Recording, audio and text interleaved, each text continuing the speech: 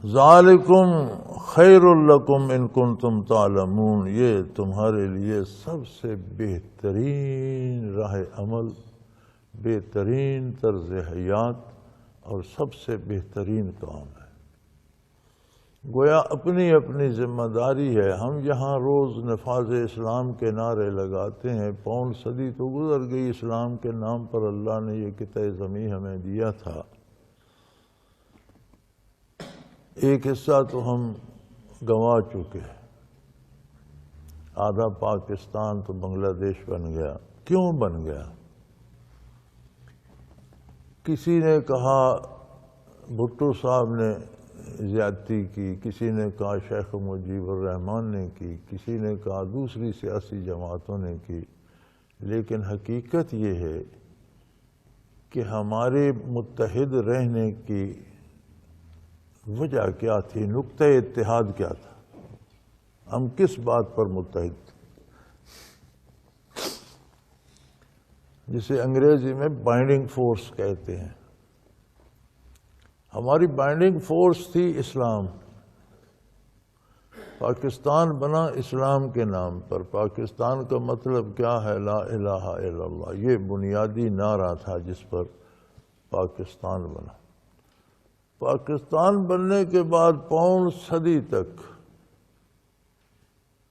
اسلام کو کسی نے قریب نہیں آنے دیا، وہی انگریزی غلامانہ نظام چلتا رہا اور ابھی تک چل رہا ہے۔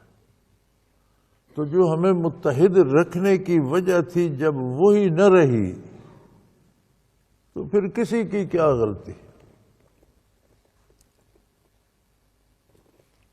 اگر ہمارا آئین و دستور قرآن ہوتا،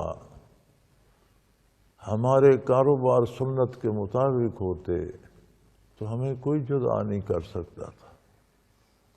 نہ کوئی بھٹو پیدا ہوتا، نہ کوئی شیخ مجیب الرحمن پیدا ہوتا، نہ کوئی ایسی طاقت پیدا ہوتی جو ہمیں جدا کرنے کا سبب بنتی۔ ان سب پر الزام ہے، اللہ جانے حقیقت کیا تھی، لیکن اگر بغور تجزیہ کیا جائے تو حقیقت بڑی واضح نظر آتی ہے کہ ہمارے متحد رہنے کی وجہ اسلام تھی۔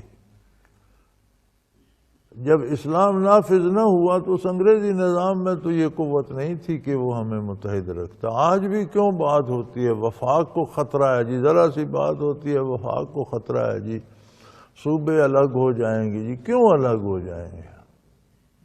یہ بات ہوتی ہی کیوں ہے؟ سلطنت اسلامی تو پھیلتی ہے، کافر بھی قبول کرتے ہیں کہ ایسا ماحول، ایسا عدل، ایسا انصاف، ایسی معیشت ہمیں بھی چاہیے۔ اس لیے کہ آج بھی ہم نے وہی انگریزوں کو جو غلاموں کے لیے بنایا گیا نظام تھا وہ اپنایا ہوا ہے، اور ہم اسلام سے دور ہیں۔ اللہ جنہیں توفیق دیتا ہے ذاتی طور پر اسلام پر عمل کرتے ہیں، سرکاری طور پر حکومتی سطح پر اس کا کوئی اہتمام نہیں ہے۔ اللہ ہمیں معاف فرمائے اور توفیق دے۔